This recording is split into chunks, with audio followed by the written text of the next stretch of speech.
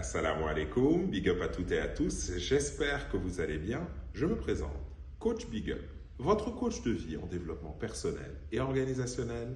Bienvenue sur ma chaîne.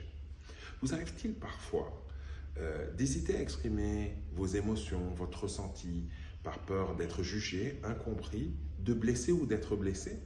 Même mieux parfois, vous vous êtes retrouvé dans une situation où vous avez exprimé vos émotions et la personne en face s'est sentie blessée, trahie, jugée et vous culpabilisez d'une certaine façon.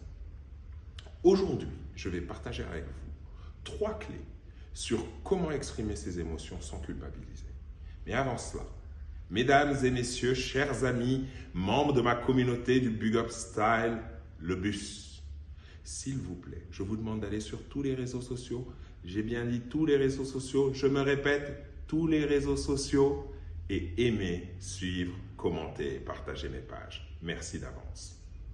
Alors, la première clé sur comment exprimer ses émotions sans culpabiliser, c'est accepter les émotions telles qu'elles sont avec l'inconfort qui va avec. Vous savez, les émotions, c'est quoi? Les émotions, c'est votre cerveau qui attire votre attention sur un danger potentiel, mais pas forcément réel.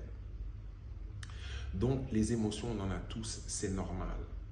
C'est ce que nous en faisons qui fait la différence. Donc, les émotions, ne luttez pas contre elles. Plus vous luttez contre elles, plus vous leur donnez de la force.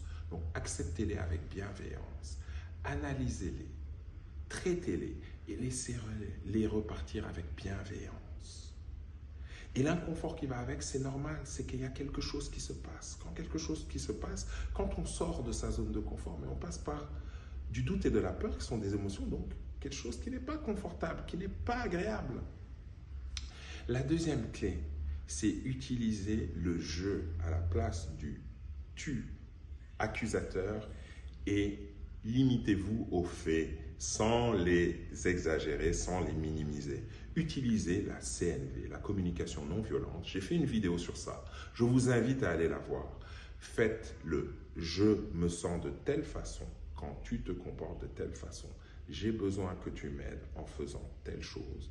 Vous créez un lien de partenariat, non pas une confrontation, un partenariat. Vous allez ensemble dans la même direction. Vous invitez l'autre à vous accompagner sur ce chemin de la paix. Et le troisième, c'est faire respecter vos limites. Faire respecter vos limites, il faut d'abord accepter que vous avez le droit de dire non.